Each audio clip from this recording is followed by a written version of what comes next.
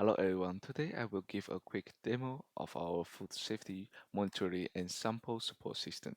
In food safety, companies often need to decide which ingredient or origin country should receive more monitoring. It can be difficult when there is a lot of data but only limited test capacity. Our system helps user review recipe data and identify which part of recipe might require more attention based on the chemical risk information.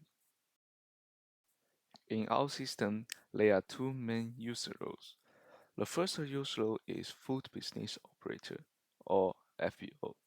On FBO side, the user can create a new recipe by filling in a form or update recipe data through a CSV file. The recipe data includes information such as ingredient names, countries of origin, and delivery date. After the recipe is created or updated, the FBO can see an overfill risk from this recipe. The FBO can then assign the recipe to an auditor for further review. On the auditor side, the auditor can review the assigned recipe in more detail. The auditor can see which specific ingredient or origin of country is risky. For example, for a recipe, the mixed spicy blend it shows is a higher risk in the ingredients.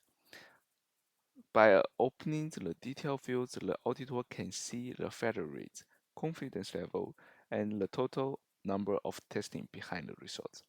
The auditor can also open the analyze page to fill more detailed chapters, such as monthly risk trends, country analysis, and ingredient level testing information.